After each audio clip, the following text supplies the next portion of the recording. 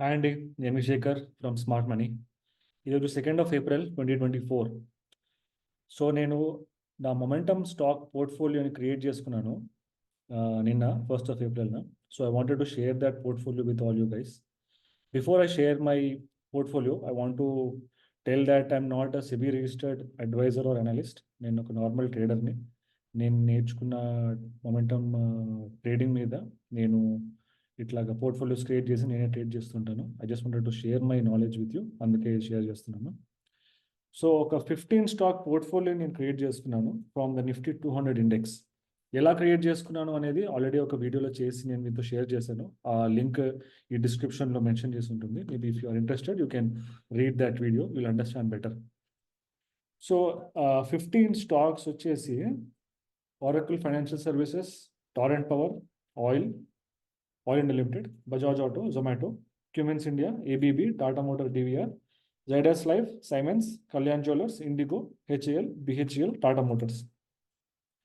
నేను ఒక 8 lakhs వరకు ఇన్వెస్ట్ చేశాను, ఆల్మోస్ట్ 8.12 lakhs, అన్ని ఈక్వల్ ప్రపోర్షన్గా. సో మీరు చూడొచ్చు, రఫ్లీ అన్ని అరౌండ్ 53,000, 54,000 ఆ రేంజ్లో ఉంటాయి. సో ఈ వీడియోలో నేను మీకు నా స్టాక్స్తో పాటు నేను ఎలా ట్రాక్ చేస్తాను నా స్టాక్ పోర్ట్ఫోలియోని, అది కూడా మీకు చూపిస్తాను. మనకి బ్రోకర్స్లో డేటా ఉంటుంది ఎట్లా పర్ఫామ్ చేస్తున్నాయి మన స్టాక్స్ అని, బట్ అది అంత యూస్ఫుల్ ఉండదు over a period of time. వాళ్ళు ఇచ్చే డేటాని మనకి బెటర్గా అండర్స్టాండ్ చేసుకోవాలంటే కనుక మనం గూగుల్ షీట్స్లో ప్లాట్ చేసుకుని దాన్ని అనలైజ్ చేస్తేనే మన ట్రేడింగ్ ఇంకా ఇంప్రూవ్ అవుతుంది.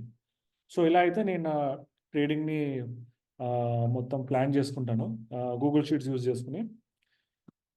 ఏమేమి కాలమ్స్ యూజ్ చేస్తాను మీకు చెప్తాను ఒకసారి. ఫస్ట్, స్టాక్ ఏదైతే కొన్నానో అది మెన్షన్ చేసుకుంటాను. నెక్స్ట్, ఏ ప్రైస్ పాయింట్కి అయితే కొన్నాను, బై ప్రైస్, అది రాసుకుంటాను. ఎన్ని క్వాంటిటీస్ కొన్నానో అది కూడా రాసుకుంటాను. Next, investment. ఈ ఇన్వెస్ట్మెంట్ అనేది nothing but the by price multiplied by quantity. ఎంత అమౌంట్ ఇన్వెస్ట్ చేస్తాను ప్రతి స్టాక్లో అది కూడా మెన్షన్ చేస్తాను. At the end total investment ఎంత, ఇది కూడా క్యాల్కులేట్ చేసి పెట్టుకుంటాను. నెక్స్ట్, ఈ కాలంతో పెద్ద పని లేదు, but it helps in getting current market price. So ఇదేంటంటే it is nothing but Google షీట్స్లో మనకి కాంకాటినేట్ అని చెప్పిన ఫంక్షన్ ఉంటుంది. Basically you can combine 2 cells. So NSE and the stock symbol, ఈ రెండు కాంకాటినేట్ చేసి ఇక్కడ రాసుకుంటాం అనమాట. ఈ ఎగ్జాక్ట్ స్టాక్ సింబల్ మనకి రావడం important to know the current market price. ఈ ఎగ్జాక్ట్ స్టాక్ సింబల్ కోసం మీరు ఎలాగా చూస్తారంటే, ఫర్ ఎగ్జాంపుల్ ఇది ఓఎఫ్ఎస్ఎస్ అంటే ఒరాకిల్ ఫైనాన్షియల్ సర్వీసెస్. మనకి ఒరాకిల్ ఫైనాన్షియల్ సర్వీసెస్ అని చెప్పి గూగుల్ ఫైనాన్స్కి వెళ్ళి ఇట్లా ఒరాకిల్ ఫైనాన్షియల్ సర్వీసెస్ అని టైప్ చేస్తే మనకి ఇక్కడ కింద కోడ్ వస్తుంది, ఓఎఫ్ఎస్ఎస్. ఈ కోడ్ని మనం ఇక్కడ స్టాక్ సింబల్గా పేస్ట్ చేసుకుంటే సరిపోతుంది. సో ఈ కాంకాటినేట్లో ఎన్ఎస్సి అండ్ ఓఎఫ్ఎస్ఎస్ కంబైన్ చేస్తున్నాం అనమాట. ఇది సిఎంపి అంటే కరెంట్ మార్కెట్ ప్రైస్. ఇక్కడ ఏం ఫార్ములా యూజ్ చేస్తా అంటే ఈక్వల్ గూగుల్ ఫైనాన్స్ బ్రాకెట్లో ఈ2 అంటే ఈ కాంకాటినేట్. ఇది చేస్తే మనకి కరెంట్ మార్కెట్ ప్రైస్ ఎంత ట్రేడ్ అవుతుంది అని చెప్పి మనకు తెలుస్తుంది. సో ఇది current market price. Current value ఏంటంటే current market price multiplied by the quantity. So this is the value of my investment for this stock OFSS. అట్లా వాల్యూస్ అన్ని సమ్ చేస్తే the current value of all my investment so far is 8.15 lakh. నేను invest చేసింది around 8.11 lakh. This the profit and loss column. Simple అండి, ఇది just current value minus investment చేస్తే నాకు profit and loss వస్తుంది. ఇవన్నీ సమ్ చేస్తే ఓవరాల్ అబ్సల్యూట్ ప్రాఫిట్ వస్తుంది. That is for this day as of April 2nd it is 3,700. Profit and loss percentage, absolute percentage ఇది. This is formula is the profit or loss divided by the investment value. This is for the overall portfolio. I16 అని చూస్తాం కదా, I17 ఇదేంటంటే overall profit and loss divided by the overall investment. This will tell మన overall investment ప్రాఫిట్లో ఉందా లాస్లో ఉందా అని చెప్పి. ఇది ఫస్ట్ ఇన్వెస్ట్మెంట్ కాబట్టి ఫర్ దిస్ ఫైనాన్షియల్ ఇయర్ చూడడానికి క్యాల్కులేషన్ చాలా సింపుల్ ఉంటుంది. బట్ రాను రాను ఈ క్యాలిక్యులేషన్స్ చాలా కాంప్లెక్స్ అవుతాయి. ఈ క్యాలిక్యులేషన్స్ కాంప్లెక్స్ అవుతాయి ఎందుకంటే మనము ఇన్వెస్ట్ చేస్తుంటాము, కొన్ని రోజులక మళ్ళీ సేల్ చేస్తుంటాము, ఇంకొన్ని రోజులక మళ్ళీ కొంటాము. So over the next 1 year చాలా పర్చేసెస్ సేల్స్ అవుతూ ఉంటాయి. అలాంటప్పుడు ఈ అబ్సల్యూట్ పర్సంటేజ్ మనకు అది హెల్ప్ అవ్వదు. మల్టిపుల్ ఎంట్రీస్ ఎగ్జిట్స్ ఉన్నప్పుడు మనము ట్రాక్ చేయాల్సింది XIRR, అంటే extended internal rate of return. అది ఎట్లా ట్రాక్ చేస్తారో నెక్స్ట్ షీట్లో చూపిస్తాను. ఇంకా ఇన్ని కాలమ్స్, ఇంకా వేరే కాలమ్స్ ఏవైతే నేను ట్రాక్ చేస్తానో అవి కూడా మీకు షేర్ చేస్తాను. నెక్స్ట్ నేను ట్రాక్ చేస్తాను అంటే పొజిషన్ సైజ్.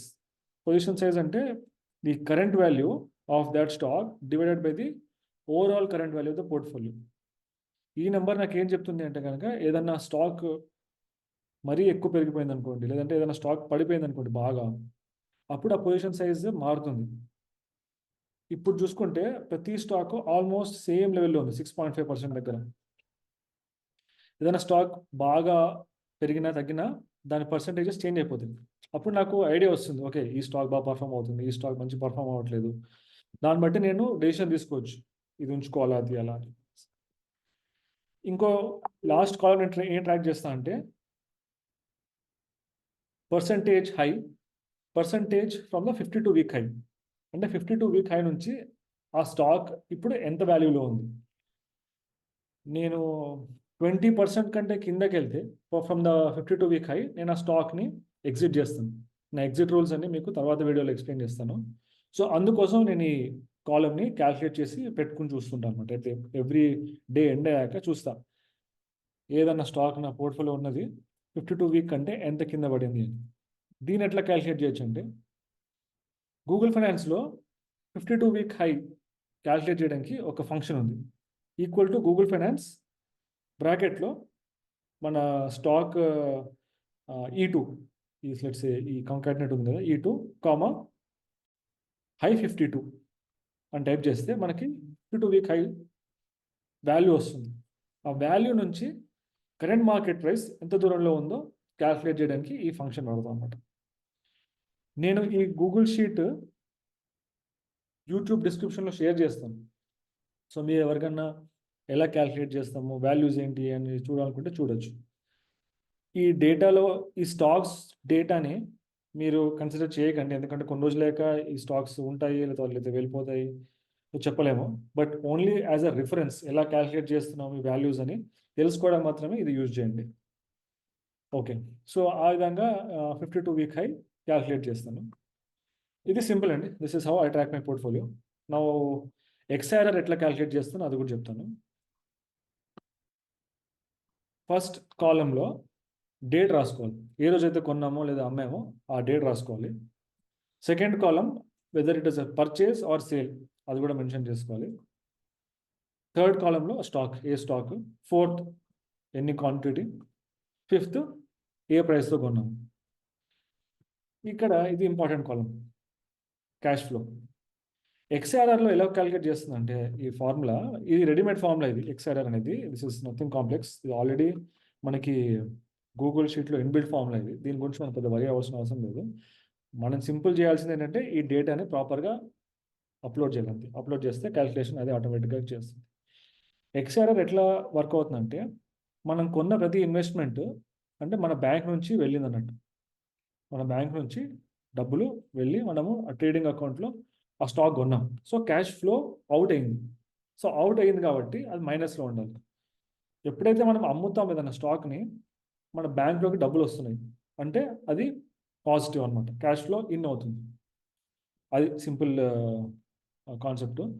సో మనం కొన్న ప్రతి స్టాక్కి ఇప్పుడు ఇస్ అ పర్చేస్, ఇక్కడ ఏం రాస్తారంటే సింపుల్గా formula equal to if B2 equal to purchase అంటే ట్రాన్సాక్షన్ టైప్ పర్చేస్ అయితే multiply E2 and D2. E2 is price, multiply the quantity ఎంత కొన్నామో మల్టిప్లై చేయండి and with a minus sign.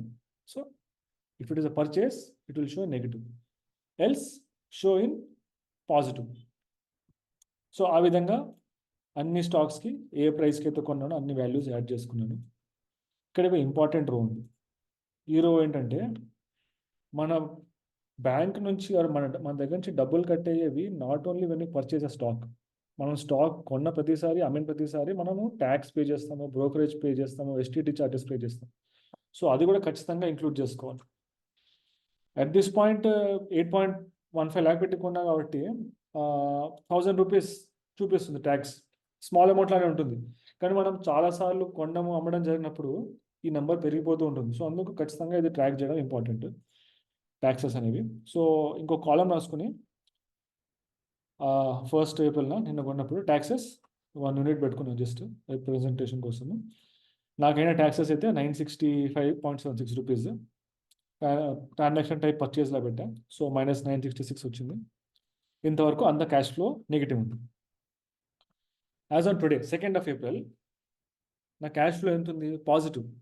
అంటే ఇది నథింగ్ బట్ నా కరెంట్ వాల్యూ. ఒకవేళ నేను ఇప్పటికిప్పుడు సేల్ చేస్తే ఇంత అమౌంట్ నా బ్యాంక్ వస్తుంది. సో ఆ వాల్యూని XRRలో ఇక్కడ పెట్టుకుంటాను. Current value 815,170. సో ఈ వాల్యూస్ అన్ని పెట్టుకున్నాక క్యాష్లో ఇక్కడ డేట్స్ అన్ని పెట్టుకున్నాక ఈ డేట్ ఏమో ఈక్వల్ టు టుడే అని పెడతాను, ఎందుకంటే ఇది ఎవ్రీడే మారుతూ ఉంటుంది. సపోజ్ 3rd April కదండి, 3rd వెళ్ళినప్పుడు ఈ డేట్ మారాలి. ఈ వాల్యూ కూడా యాజ్ ఆన్ టుమారో ఎంత కరెంట్ వాల్యూ ఉందో అది ఇక్కడ చూపిస్తుంది. ఇది డేటా ఫీడింగ్. ఈ XRR ఫార్ములా ఏదైతే ఉందో equal to XIRR, select the columns cash flow, comma select the columns dates. So F2 to F18 ఇవన్నీ సెలెక్ట్ చేసి కామా A2 to A18 వేస్తే ఆటోమేటిక్గా అది XIRR క్యాలిక్యులేట్ చేసి చూపిస్తుంది. ఈ నెంబర్ చూసి భయపడకండి, 240% చూపిస్తుంది రిటర్న్. బేసికలీ దీని అర్థం అంటే ఎట్లా ఇన్ఫర్ చేసుకోవాలంటే, నేను హార్డ్లీ 1 day ఇన్వెస్ట్ చేసి, సో 1 dayలో I made 0.5% profit. So this is extrapolating. ఇట్లాగే నేను చేసుకుంటూ వెళ్తే for the next 365 days I might end up at 240% అని చెప్పి. That is the meaning of extended internal rate of return. The XIRR will try to extrapolate what could be your returns based on so far your trading activity. As trading days keep on going, మనము trade చేస్తున్న కొద్ది number of days పెరుగుతున్న కొద్దీ ఈ XIRR value stabilise అవుతూ ఉంటుంది, normalise values పడుతూ ఉంటుంది. పడి ఒక లెవెల్ దగ్గర అది నార్మల్గా సెట్ అవుతుంది. అప్పుడు మనం కన్సిడర్ చేయాలి, మేబీ ఒక longer period of time 365 days 500 days దాకా అప్పుడు చూడాలి XIRR ఎంత ఉంది అని. That will tell you the portfolios actual performance. That is how I calculate the data XIRR. ఇంకొక ఇంపార్టెంట్ మెట్రిక్ కూడా ఉంది, విచ్ ఇస్ NAV. మ్యూచువల్ ఫండ్స్లో కానివ్వండి, లేదా ఇండిసెస్లో కానివ్వండి, నిఫ్టీ 50 మీరు చూస్తుంటారు కదా, ఇండెక్స్ ఇలా పెరిగింది అని చెప్పనేసి. మన పోర్ట్ఫోలియో కూడా మనం ఒక ఇండెక్స్ వేసుకోవచ్చు.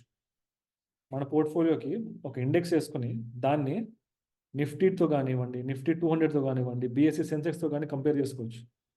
కంపేర్ చేసుకుని అప్పుడు మనం చూసుకోవచ్చు మనం నిఫ్టీ ఆర్ BSE కంటే బెటర్గా చేస్తున్నామా లేదా అని చెప్పి. If you're doing better than Nifty or indices, good, అంటే మన ట్రేడింగ్ స్ట్రాటజీ బాగుంది అన్నట్టు.